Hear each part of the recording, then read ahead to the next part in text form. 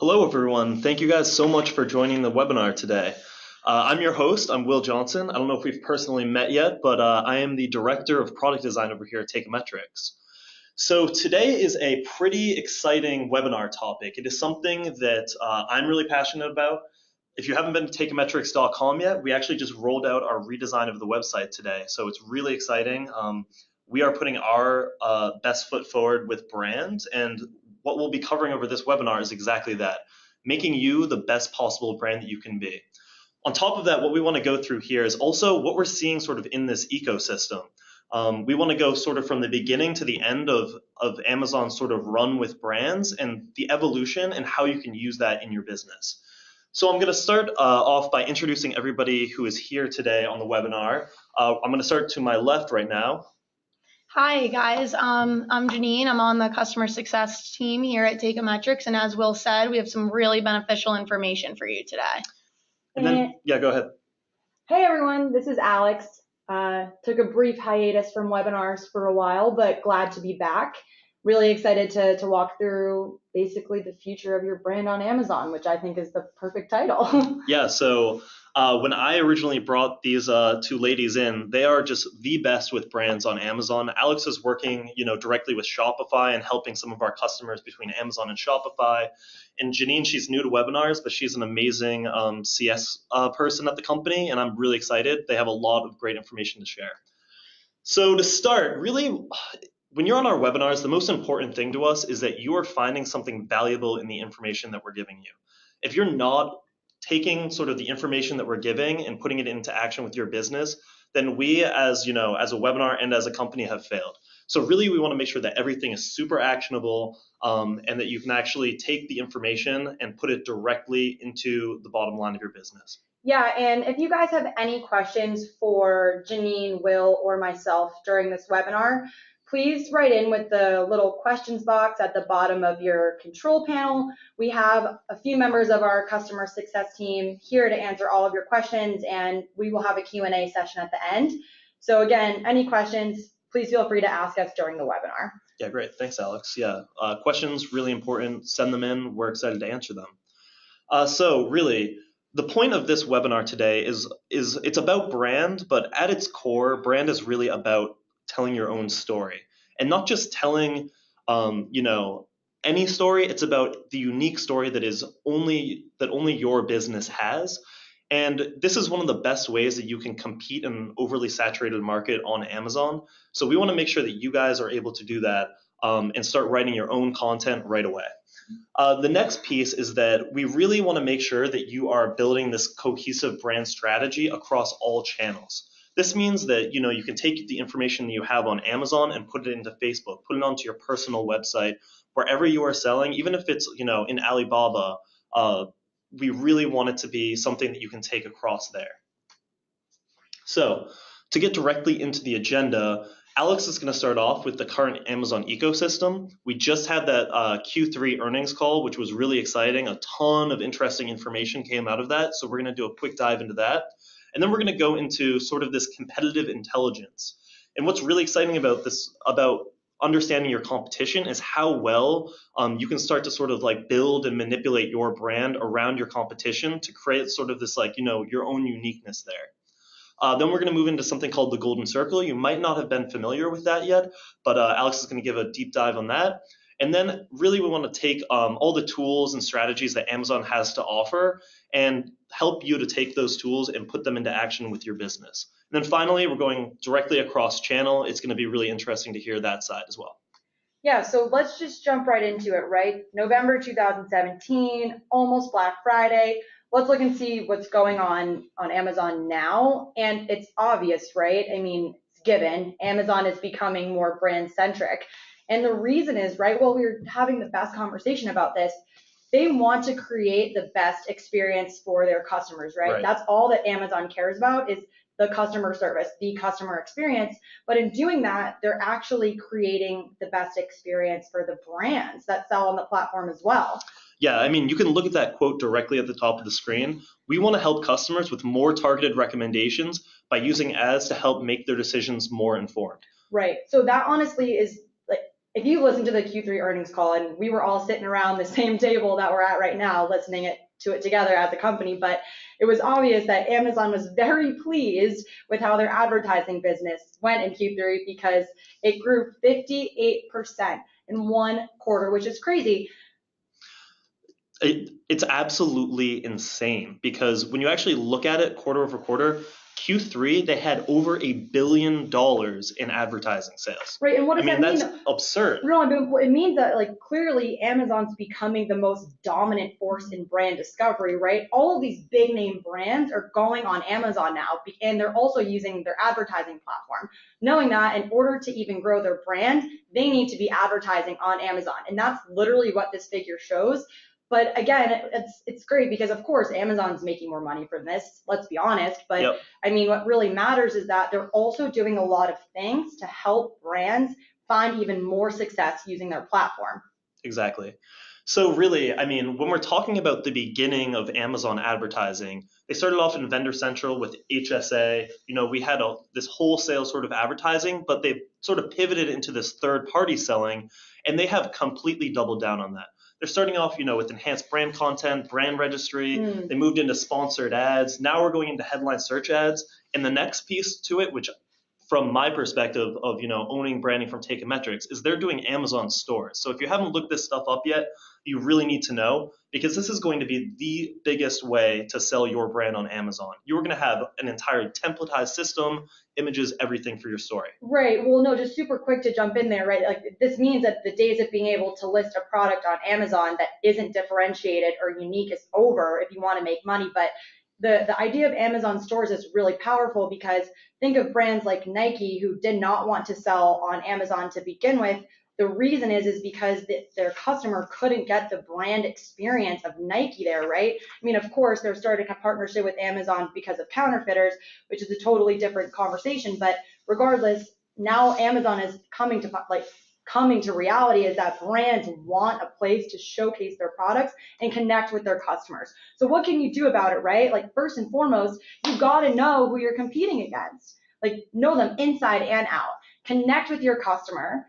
And then build your brand equity, right? Those two words, brand equity. You got to build it on Amazon and then also off Amazon if you want to be successful in the future of this real estate. Yeah, and that is a great piece of advice there, Alex. And knowing your competition inside and out is crucial. So I like to think of this as keeping your friends close and your enemies closer, right? This is just such a crucial piece of business advice that's often overlooked. So having a clear understanding of your competition, both the good and the bad, is a key element to success in any business. Right. Well, I mean, how many times have you and I both sat down and said, okay, who's your biggest competition? And 1 billion of our sellers have said, oh, I mean, I'm not sure. There's like a lot of them. And like, that's correct. There are a lot of them. Right. There's a lack of research on your own competitors, and it's hard to do well, but it's actually critical if you want to dominate and win in this marketplace. So, we just want to get a brief understanding, and we want to hear from you guys. Have you guys done any research on your end to research your competition on Amazon? Right. So to preface that, I'm going to launch a poll. Please, everyone, take some time, take 30 seconds, fill it out. And here we go. So what kind of competition have you done? And if there's any other answers besides the ones that we have here, which are price, have you checked out your competitors' listings? Have you done any keyword research or competitor reviews, or have you not done any research? Any other answers, write them out in the little question box and let us know if there's other things that you want to contribute. And yeah, so we're having a lot of people come in. It's really interesting. It's pretty split across. So we'll show those in just a few moments. So make sure to get your selections in quick. Yeah, we're gonna close this in 3, 2, 1. All right, I will share the results. So really interesting. I think this makes a ton of sense. So you can see, price 85%. Listing optimization was next, and it's really great, right? Only 9% haven't done any research. So hopefully we'll see some more information come trickling in. Let me hide the results and share my screen again. And Janine, like, why don't we go through this, continue onward? Yeah, so it's good that you guys are doing research. A lot of times on our end, me and Alex hear that I don't have a lot of competition. I'm the only one on my listing, and this is actually completely wrong. You definitely have competition. You always have competition, even on different channels, and even if you aren't sharing the buy box, right, Alex? Yeah, I mean, that's true. I mean, I hear that all the time is I'm not reselling goods, so I don't have competition, but Amazon's an open marketplace and a billion other people can come in at any time and sell the same product as you and have a lower price point. Right, and I think that that's really relevant and critical, especially now during Q4. You really want to capture and increase that traffic and take it away from your competitors. Yeah, absolutely. And I mean, let's just go into like the competitive intelligence. What should you know, right? Like, what should you do to study your competition? Right. I mean, competitive intel, and why is that important? Let's go in depth here. Revealing opportunities in the marketplace is so important with your competition. So for one, we want to really study our competition. A lot of times we see brands focusing on this for themselves, but you really want to take a step further and actually do this for your competition. So for one, pricing. Do you even know what your competition is priced at? Now not only are prices changing constantly, but they're changing daily, even multiple times a day. So, how are we going to do this intelligently? We're going to offer value.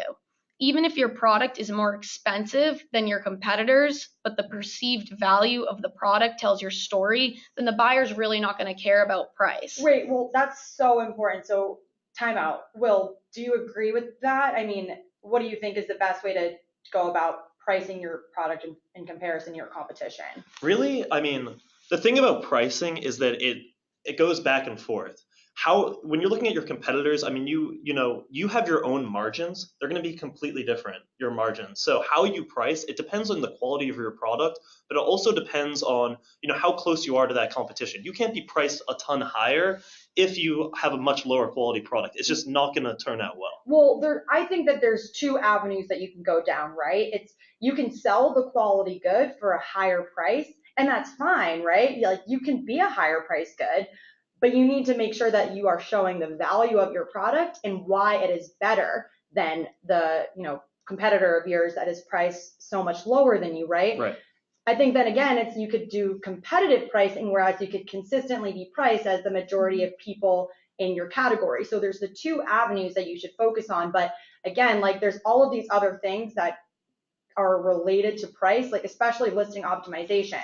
Right. And yeah, I mean, listing optimization, and let's keep in mind here, you really want to be taking a look into your competitor's listing. So in my eyes, I like to look at a competitor's listing as this is your competition's sales pitch, right? What bullet points are they using? What descriptions are they using? How does their enhanced brand content look?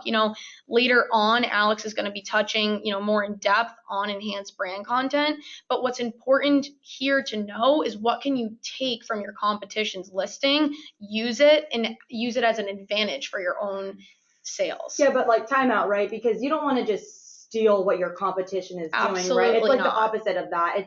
It's yes, you should 100% be aware of what is going on with your competition's listing and make sure that you look at the reviews that people are writing on your competition and make sure that number one, it's like, all right, if people love something about your competition and you also have that feature, make sure you're highlighting that in your product, right? In your title, bullet points, description.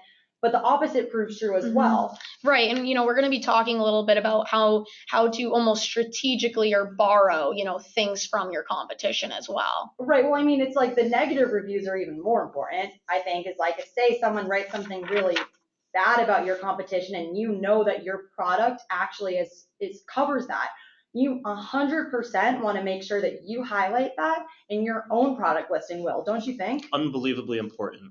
Right. really, if you're not looking into, researching each and every one of your competitors out there, then you're missing out on information that you're just never going to find out on your own. Yeah. Especially for keywords too. I mean, at the end of the day, Amazon's a search engine, right? Like people type something into Amazon and, your product has the potential to show up, but your competitors' products also have the potential to show up. Right, exactly. Like shop your competition. Who's out there? What are your most profitable keywords showing? Who's coming up on that listing as well? I think that's great. And, Alex, I think one point that you touched upon, which was really, really important, is these negative and positive reviews. Right. Well, so, it's credibility, 100%. Right. Your reviews are your credibility. And this is especially when selling online, right? You can't try a coat on or a pair of shoes. So essentially what's going to happen is consumers are going to rely on the feedback of somebody that has. 100%. So, yeah. So, we pulled some examples here. On this first review here, we have some positive reviews on the left-hand side of the screen. And all of these positive reviews have 4 or 5 stars. Right. Well, hold on. Let's see. This literally says the first one. This is a good jacket for the price, right? Merchant warned of it being a bit small, so I ordered an extra large, right? Clearly, the seller of this item went and said, they looked at their own reviews, they looked at their competitors' reviews and noticed that people were complaining that the sizing wasn't done. So, oh, look, so easy. Go in and make sure you add it in. Exactly. And, the review below, it states how great the jacket is, how it wasn't necessarily meant for winter, but it's warm and she loved it, including the hood, a feature of the product. So this was a great experience and a great review. Right, so what could they add into their listing from this, right? It's like definitely not a go outside and play in the snow for hours type of coat. So they could probably articulate this as like perfect for the fall windy day. Then look at the one on the right-hand side, which is the same type of product, and you can tell that the competitor was saying, sizes are way too small, but it's definitely not even a coat, it's a jacket, right? Exactly. So they did not, the information they gave was not accurate. If they just made these small changes, they could have gotten these reviews like the specific person on the left. Right. So, if we look on the right here, these are the negative reviews here. So, everything here has 3 or less stars for one.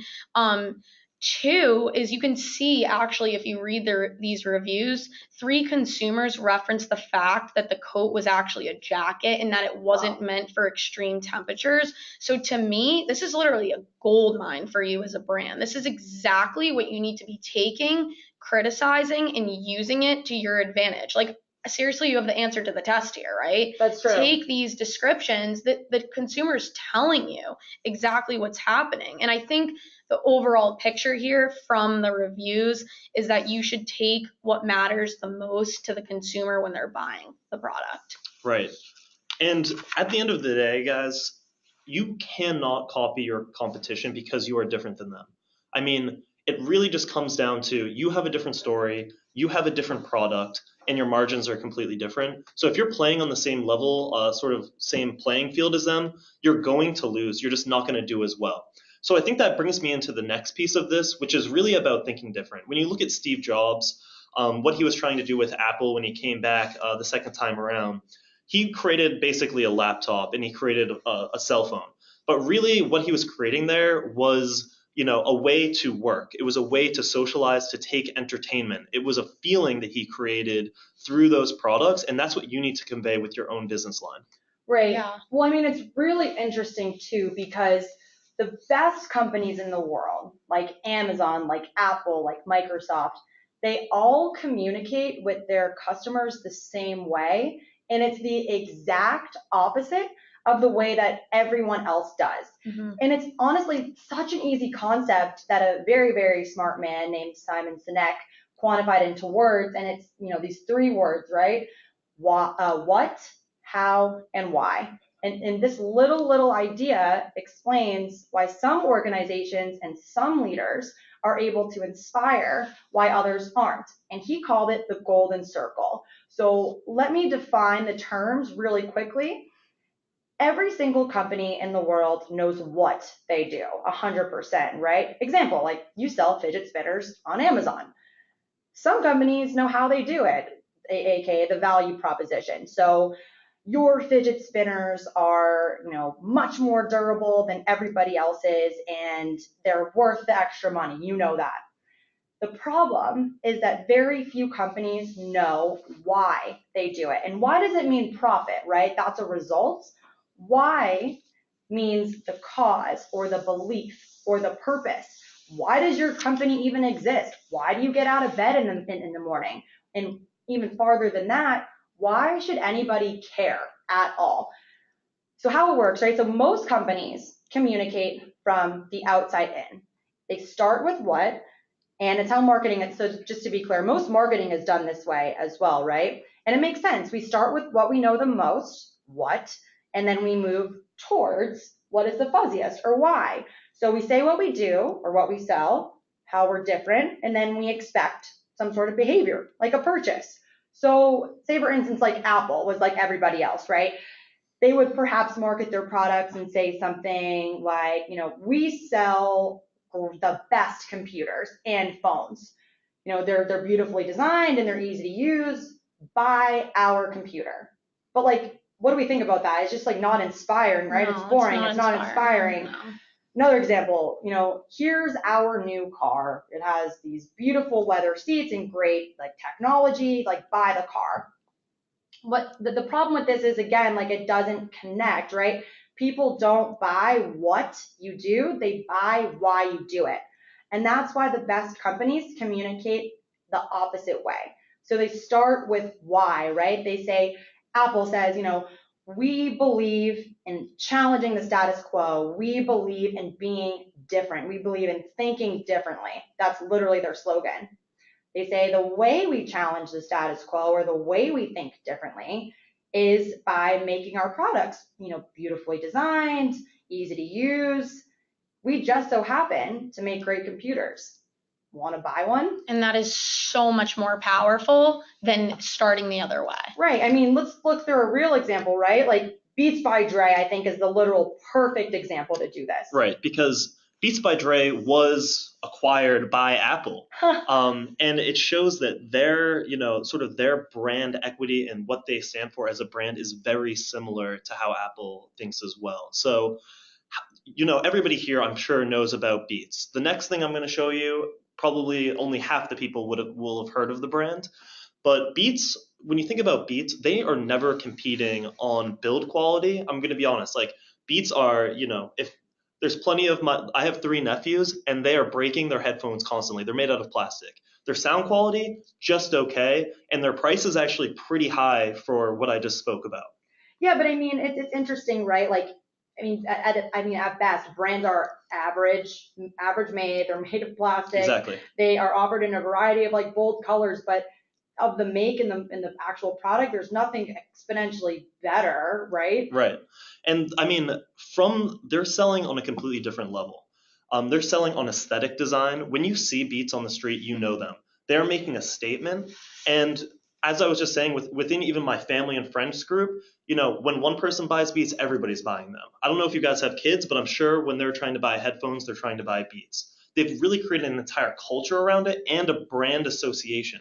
So who was the guy that was wearing them originally in the advertisement? Oh, I think it was Dr. Dre, Yeah. right? Yeah. Or also, like, I remember when, LeBron wore them as LeBron, well. exactly. Yeah.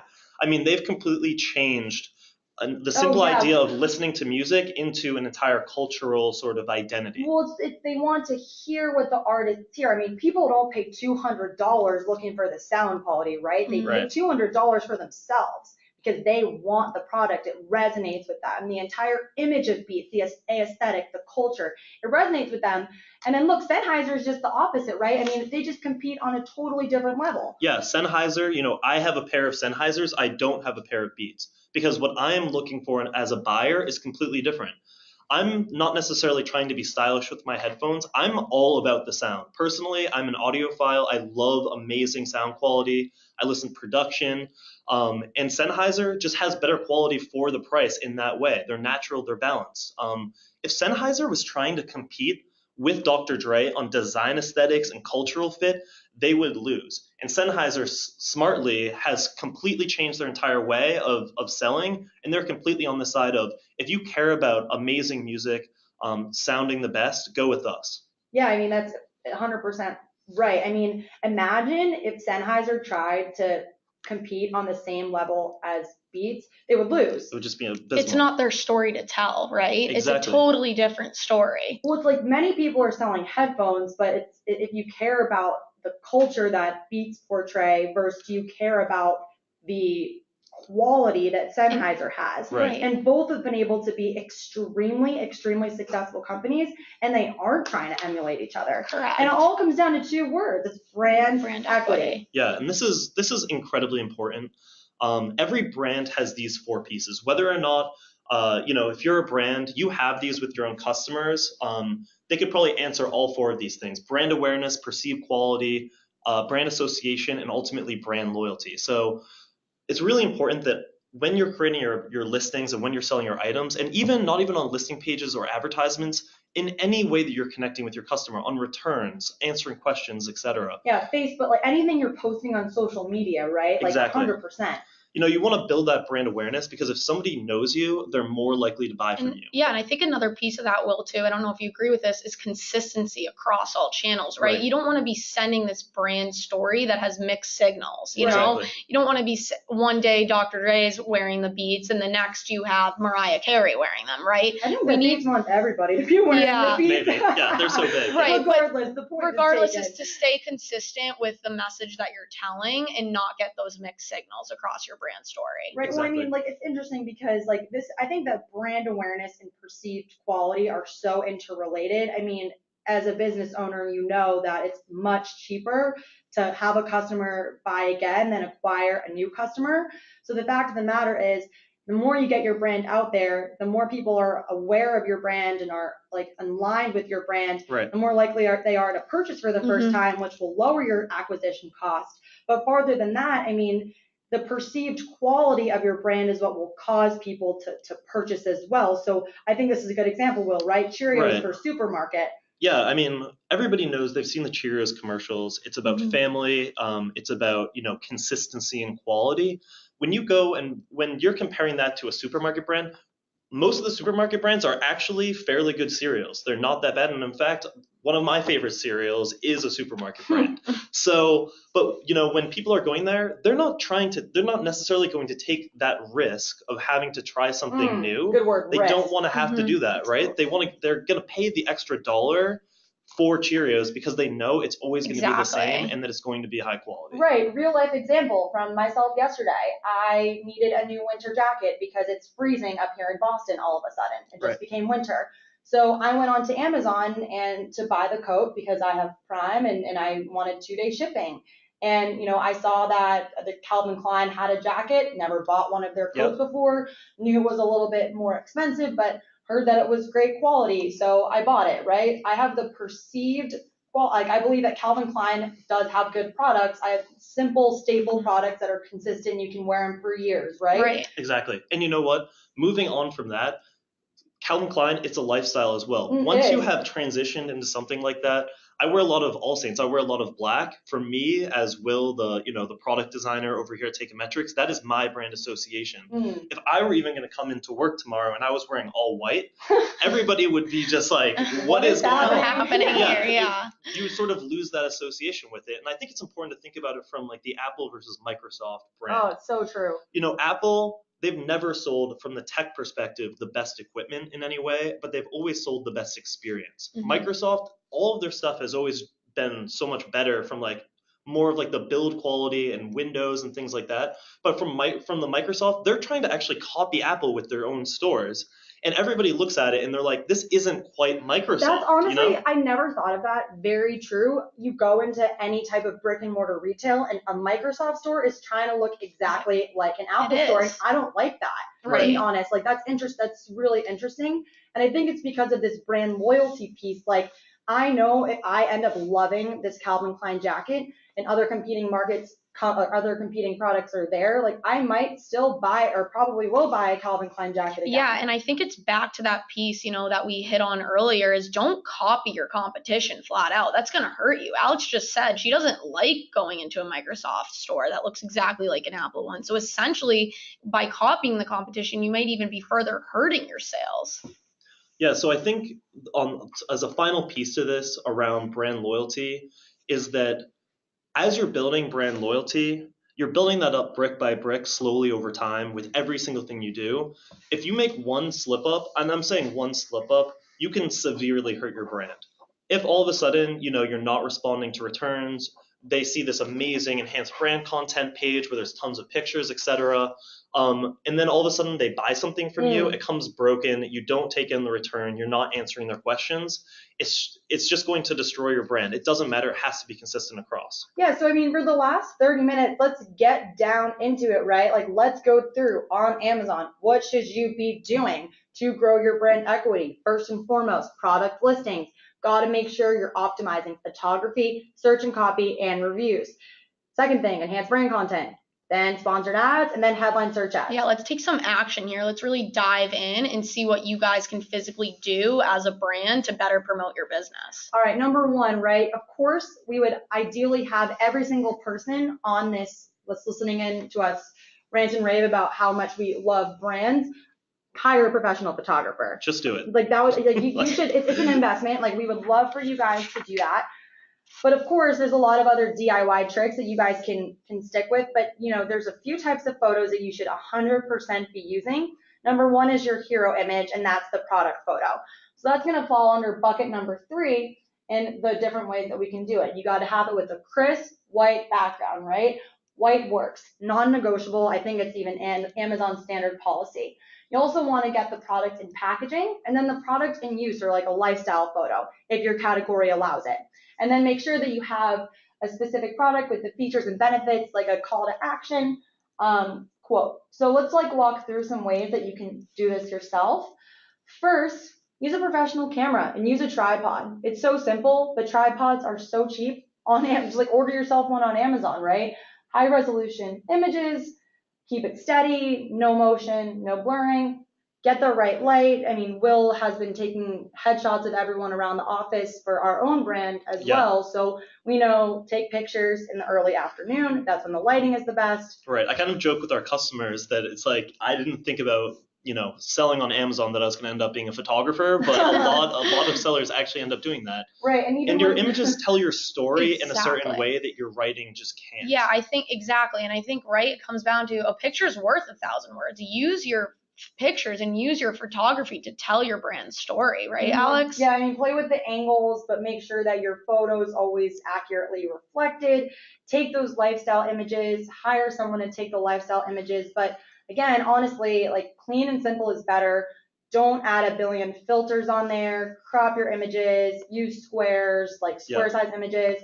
And I know not everybody has the cash to hire a professional photographer, but they are actually fairly reasonably priced. And especially on your biggest earners, the ones that are selling the best, actually investing in that will pay off over time, I promise. Right. Teikametrics has doubled down on our brand and putting that stuff together because we all know that it will work in the end. Right. And you just have to have a little faith in the fact that the perception of your brand matters so much to how well you're going to do. Right. I mean, look at these ones. Yeah. I mean, it's So, I mean, we kind of scoured Amazon looking for just different images that we felt, these are actually, some of these listings actually are doing reasonable, but they're not doing amazingly. They might have 3 stars, 3.5 stars. But really, when you look at these images right away, I mean, the one on the right, it's just, I can barely even speak about that. There's shadows everywhere. It's, there's the twisty tie. It just is not very flattering to the product. It makes it feel cheap. You know what? They probably are cheap. And would you want that to reflect your brand? Right. No. I wouldn't want that to be associated with my brand at all. It looks cheap. It doesn't look usable. I feel like I'm going to order that and it's going to break in 2. Right. I mean, even the one on the left looks like they tried to get the white background. But there's a few pieces in there. I mean, they look like they had just taken it out of the packaging. If you look, there's little kinks inside of it. Right. It looks like they might have just laid it on a table and kind of photoshopped Still it. better, but I honestly would not be able to tell what the product was if I didn't see the dog on the small picture, So it's I don't understand how I could use this. I don't think that it accurately reflects the size or the use of the product. But let's look here. This is, I just love this. I think it's gorgeous. Number one, they have this beautiful image right here. They also had a few different angles of the watch. And again, different categories, different products have different aesthetic abilities. Some things are easier to take a picture of. A watch might be easier, I'm not sure. But look, this gorgeous lifestyle shot, they're clearly showing this, beautiful watch with a brand. And then what I really like is on the left, they have this image that has the product features and explains a little bit more in detail on the actual image exactly what the product does. That's really, really powerful. Do you agree? Like, what do you like about this, Will? I totally agree. I mean, what I love about this so much is that on the right image is that the woman that's using the watch, you can get really a sense of who she is. In her clothing, the choices, even the rug itself, all of it matches so perfectly.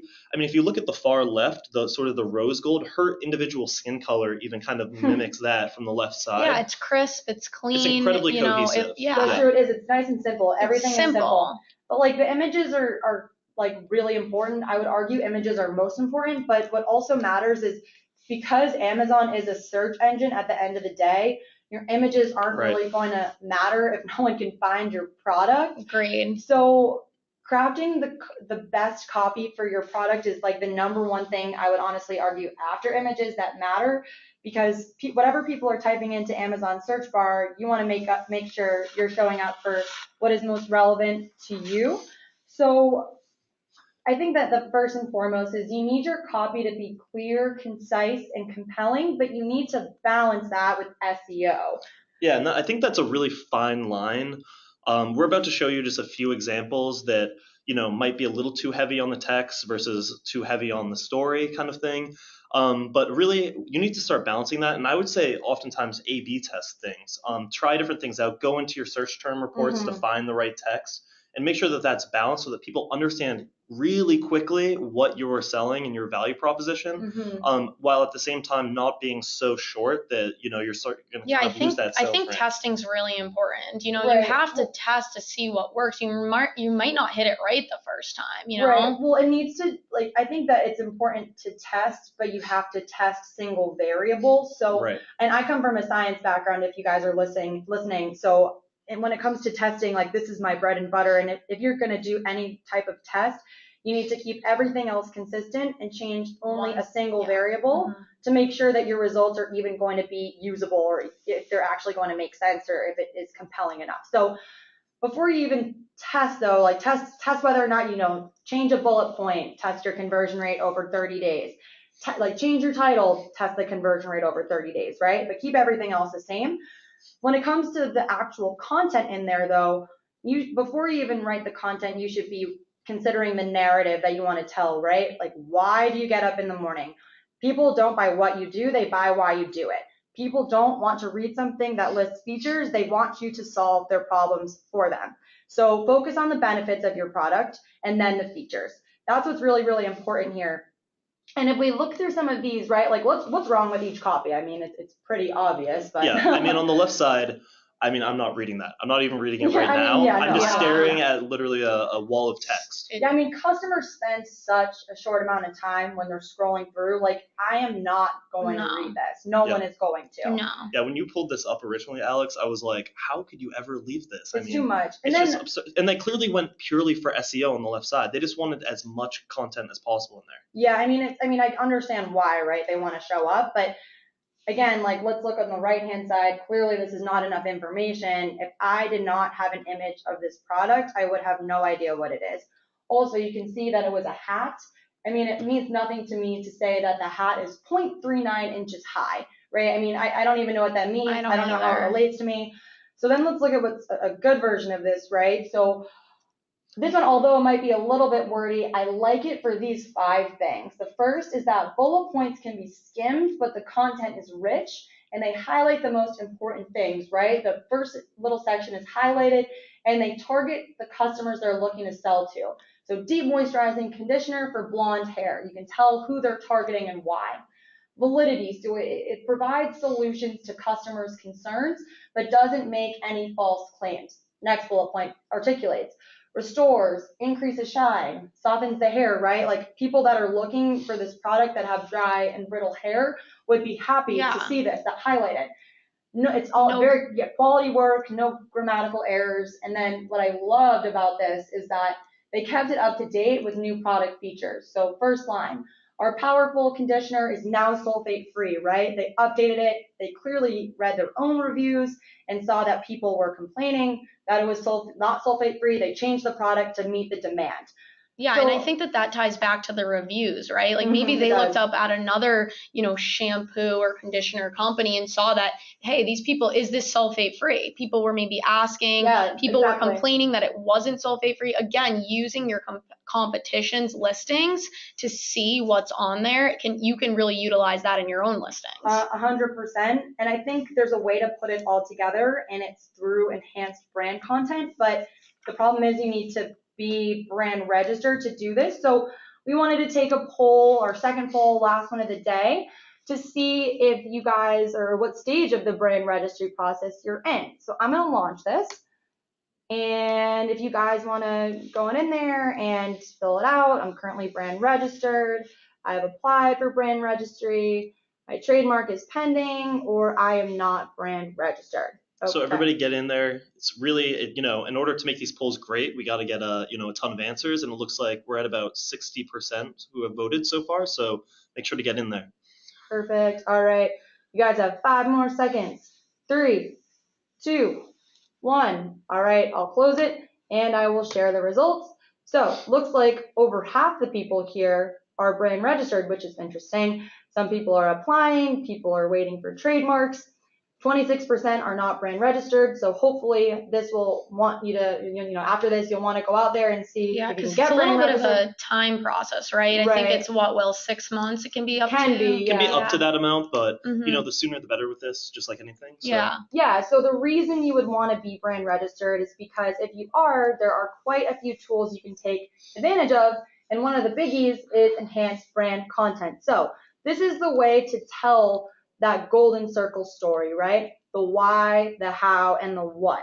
And that's really important, especially because you have the opportunity to basically create this magazine feel with your enhanced brand content. Right. So you can tell your story, you can connect to the customers, your customers.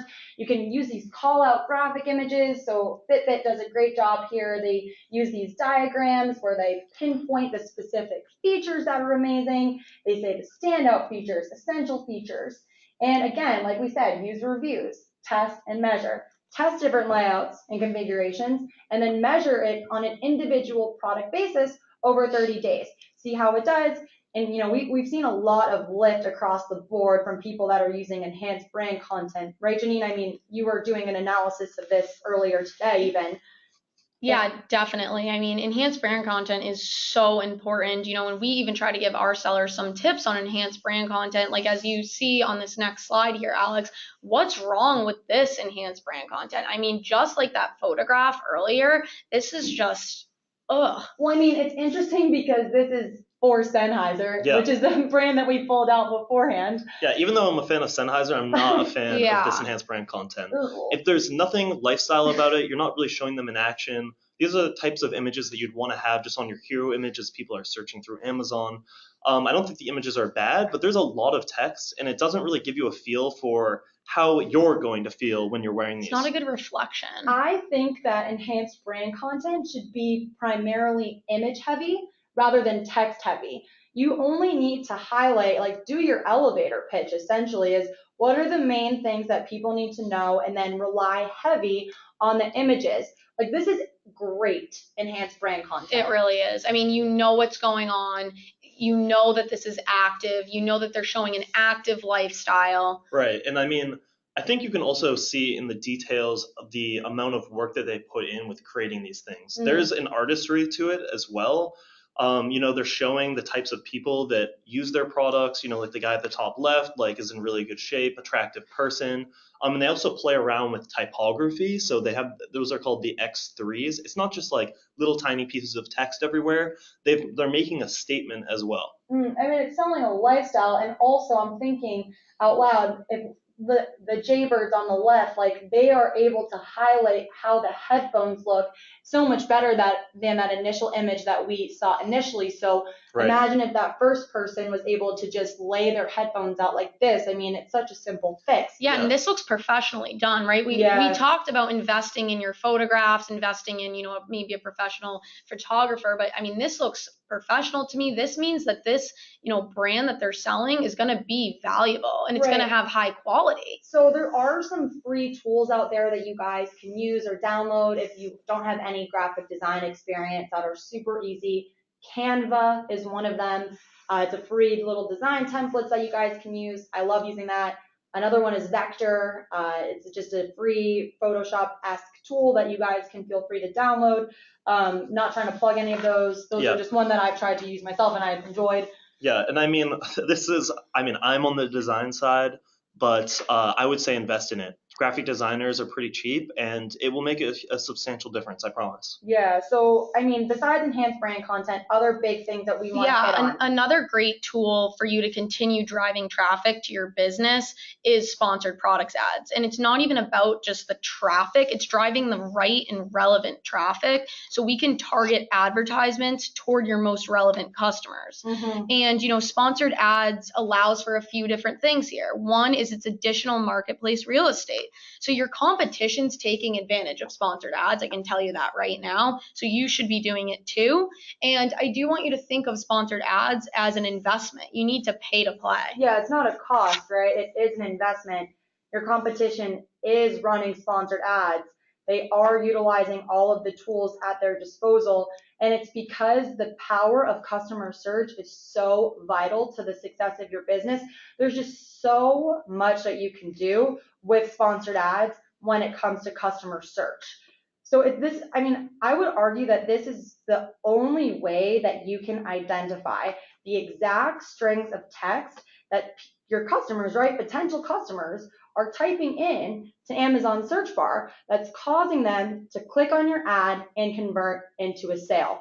So regardless of if someone clicks on your ad or clicks on your organic listing, a sale is a sale, and it will improve your sales rank in the process. That's why you should use your sponsored ads to drive organic sales as well. I mean, the goal isn't to pay for all of your sales, right? The goal is to use ads to increase your velocity and keep going forward. And I think overall here, anything you can do as a brand to better understand your organic rank as it relates to your overall sales is something that you should definitely be taking advantage of. Yeah. So, I mean, 3 big tips that I like to hand out to everybody. Number 1, choose your products to advertise. You should advertise all of your products to begin with. Even if you think some of them won't work well, even if your margins are slim, you got to advertise all of them. You got to pay to play if you ever want to get any exposure or increase your velocity. From there, if things are not working well, you can always go in and evaluate over time. Then the second biggie is run one automatic and one manual campaign, or multiple, but you should have automatic and manual campaigns running at all times. The only way to find the customer search is by using automatic campaigns. Yeah, and that's going to be a great avenue for you to collect data, harvest new keywords, bring in more metrics for your business, and then exploit on those through our explore and exploit strategy in your manual campaign. Exactly. And then the last thing is you have to be automating your bid adjustments to remain competitive in the marketplace. You should do that by using a value-based bidding system where you are only paying as much as you can actually afford to per click. So every single month, you should go in there, download the search term data. It's under the reports drop-down menu in Seller Central, under the advertising reports. It's called the search term report. Use that. Take your top performing customer search terms that have generated multiple orders and add those into your listing title bullet points.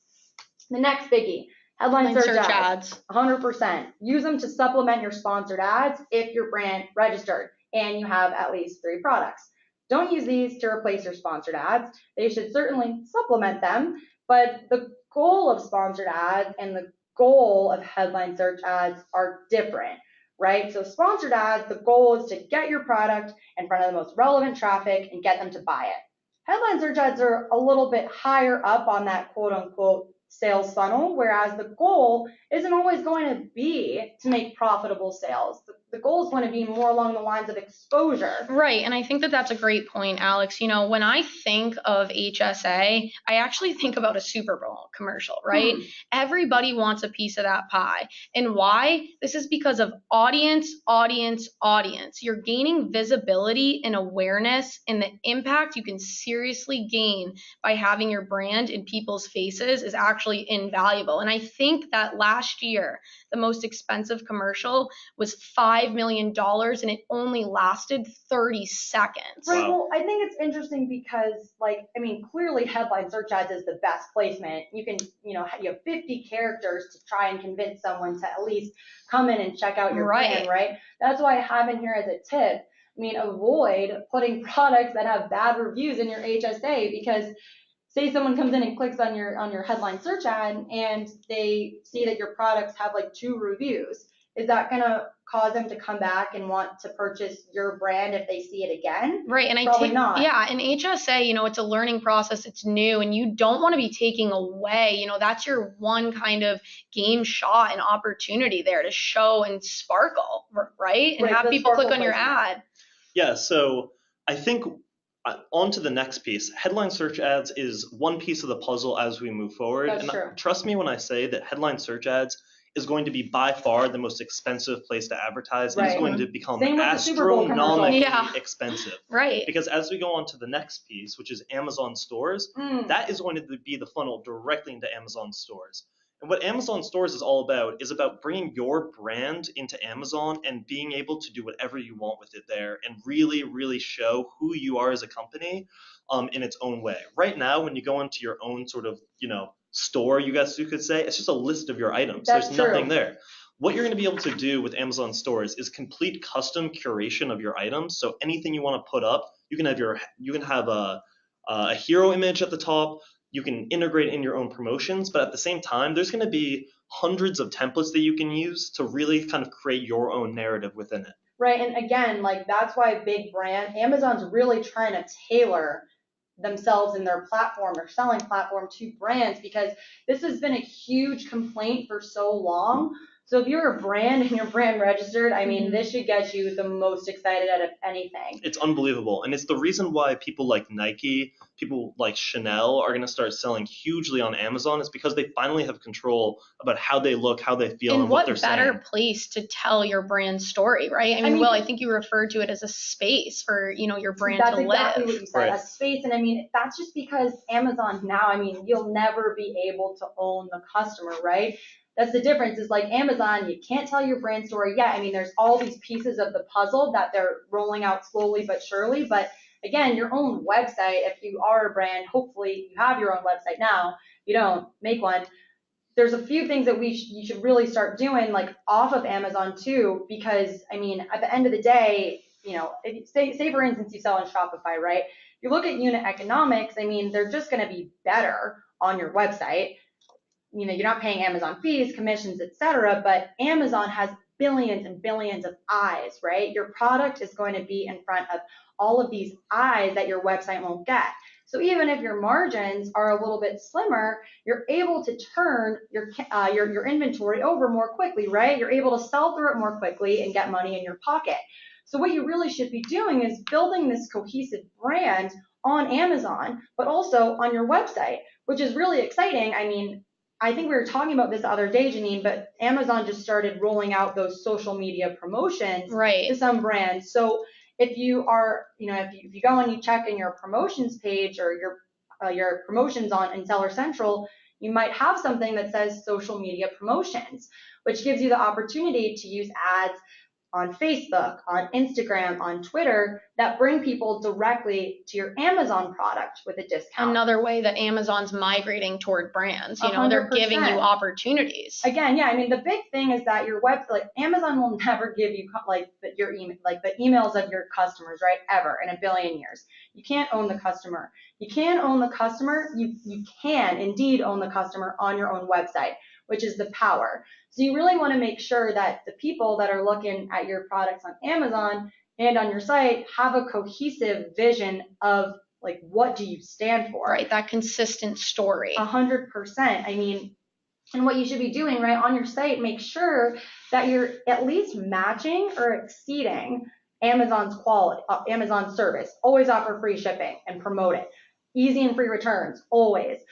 Add a live chat function to your website, like respond to the comments. And then even if you're, you got to pay to play anywhere you go. Nothing goes viral on Facebook without paying for it nowadays. So make sure that you're advertising your Shopify store or your Magento store on Facebook and on Instagram, and you're having people go to your site, and that's where you build your email list.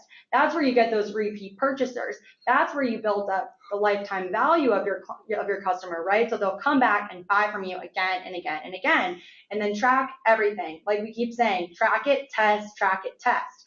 So that's a lot of information. Yeah. There's about 6 minutes left. Let's give some big takeaways. Yeah, let's give some big takeaways here. We know that is a lot for you guys all in, one webinar. One thing that I want to leave you with is that this is not a process that happens overnight. Don't be impulsive with this. Will talked about taking time to create really good content and photographies. This is a time to build that Mark Cuban story. So think about your decision. Just good content comes with time. Do your research. So for one, we want to leave you with this. You need to know your competition, what they're doing, and how you can use your competition to your competitive advantage. 2 is telling your brand story in a way that will make a connection with the consumer. At the end of the day, your story is your business. And 3rd, utilize all the tips that are all the tools that are at your disposal, that are at your fingertips, right? Will mentioned about all the pieces to the puzzle. Connect all those tools and tell that consistent story. And then lastly is growing your brands across channels for that brand cohesion. Right. So we got a lot of good questions in here today. We have about 5 minutes left. Let's just go through some of the best ones. Will, anything good that we want to go through? Yeah, so one good question we had here was, what if you only have one product for your brand? What do you do with headline search ads? Yeah, that's hard because you need to have at least 3 products to use headline search ads. So in that case, there's really nothing that you can do unless I would just recommend selling at least one more product, because what you could do then, if you sell 2 products, to send in a 3rd product, which is a bundle of the 2 products that you sell. So you gotta, That's a good answer. Yeah, so that's what I would do. That's great, Alex. So the other question we have here is, should I run just sponsored products or just headline search ads, or should I run both? Yeah, so again, it's back to utilizing all the pieces of the puzzle. I really think that running both is the best answer. I mean, obviously, yeah, it's the best answer. You should definitely run both. In terms of like budget allocation, I think it should be 70% towards sponsored ads, 30% towards headline search ads. Yep. Because you should use HSA to just supplement your sponsored ads, which is where you're going to see the most purchases, usually, right? And it's category dependent. But if you were to only run one, I mean, like Janine said, do both, but 70-30. Yeah, I think that's a great answer. I guess the last one we have here is, I'm going back and forth with a certain competitor in getting the first listing with sponsored products. I'm guessing at what they're raising their bids to. Is there any way to find out what competitors are paying for keywords? Yeah, I mean, it's interesting because in my opinion, it doesn't really matter what competitors are paying. It matters what you can actually afford to pay per click based on what your goal is. So if your goal is to be on page 1 because you don't care about your profit, then you're probably willing to pay like 50% of every click on the advertisements, right? So rather than, it's like a very moral system, rather than focusing on what your competition is paying, you want to make sure that the keyword you're trying to rank for is actually making you money. So hopefully you know that it is or it's not. And you more than anything else want to know the margins on your product so you can figure out, okay, how much can I afford to pay per click on every sale, right? I mean, I always think that. I mean, that's the best way to go about it. Yeah, great answer. So guys, thank you so much. That is the full presentation for today's webinar. So really exciting. Coming up next is our Teika TV, which is tomorrow at 3 p.m. Eastern. That's going to be all brands. That's going to be with me, Will Johnson. Alex Kessler is going to be there, and then Alistair McLean-Foreman. in. Yeah. Yeah. Our CEO, Alistair, and we're going to be talking more deeply about cross-channel strategies. Right. If you have your own website and you want to learn more about how you should be, relaying your brand across Amazon, but also across different channels, that's going to be the big topic tomorrow, I believe. Yeah, and we're much more conversational during Take It TV. It's on Facebook Live. Yeah. So just jump on in there, follow us, and you'll get alerts every single time that we go live. Yeah, give us a follow. Yeah, and then the next one is our next webinar. It's going to be the 8 strategies $1 million brands use to win on Amazon. So we're going to go down an entire list of things that we've found out from our actual individual brand sellers here who are making at least $1 million a year. That's going to be really exciting, and that's on December 6th. Yeah. That's going to be a good one. Yeah, and then finally, we talk a lot about sponsored products. I really try not to, to sort of sell our product on here, but it's a 30-day free trial of the Sponsored Products Optimizer, and there's no risk to it at all. Just try it out. If you're using sponsored products, it can't hurt. So try it out. Yeah. Gotta try it. Yeah, and once again, thank you guys so much. We'll be here in 3 weeks for our next webinar, and tomorrow for the Take It TV. So thanks so much. I appreciate it. Thanks you so much, guys, for all your questions. Have a great day. See you guys tomorrow. See you next time.